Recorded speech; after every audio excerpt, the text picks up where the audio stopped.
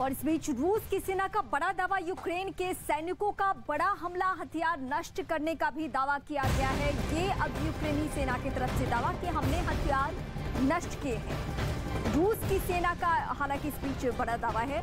रूसी सेना ये कह रही है कि यूक्रेन के सैनिकों पर हमने बड़ा हमला बोला है। रूस ने ये कहा कि हमने यूक्रेन के हथियारों को नुकसान पहुंचाया है, यूक्रेन के हथियार को तबाह किया है। और रूस के सैनिकों की तरफ से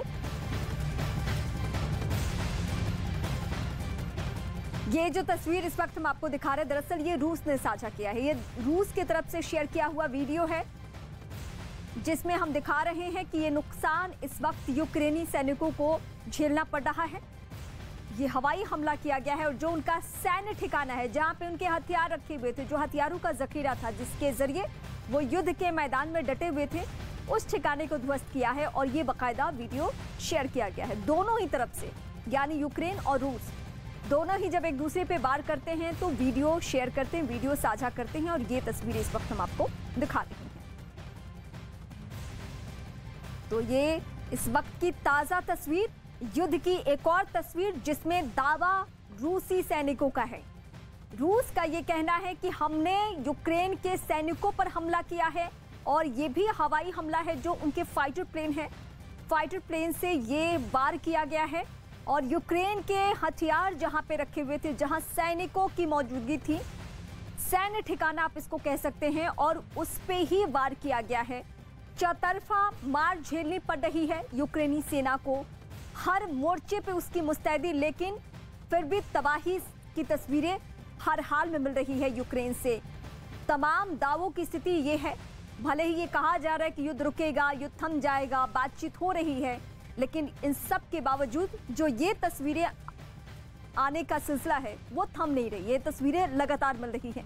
और इस बीच ये जो ताज़ा तस्वीर है कि रूस ने शेयर किया है, तो पिछले 22 दिनों से यही तबाही की तस्वीर, और सेना ने तबाही मचा रखी है। सामने आई ताज़ा तस्वीर में यूक्रेन की एक सरकारी इमारत में रूसी सेना ने यूक्रेन के झंडे को हटा दिया।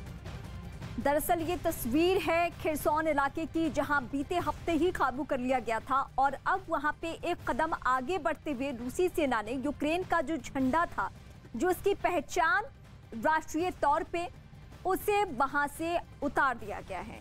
ये फिलहाल हम आपको दिखा रहे हैं, जहां जो राष्ट्रीय झंडा था इस देश का, यूक्रेन का, उस फ्लैग को हटा दिया गया है। ये सरकारी इमारत है, यहाँ से कामकाज होता था। ये खेरसोन है, जहाँ खेरसोन को भी खूब टारगेट किया गया और यहाँ पे काबू कर लिया रूस ने। और अब ये कदम उठाया है कि उसने बाकायदा फ्लैग हटा दिया है।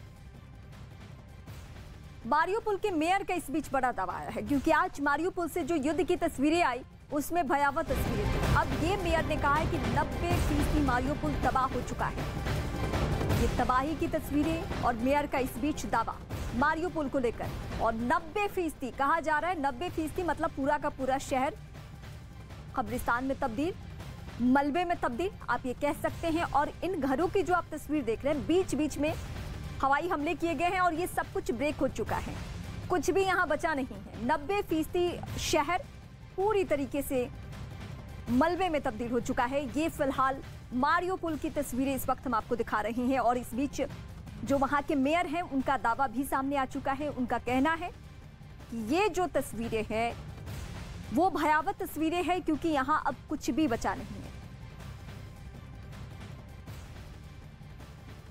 और कीव पर कब्जे के लिए अपने हमलों को और भी तेज कर दिया है रूस ने। खार्किव, क्यू, सोमे और मारियो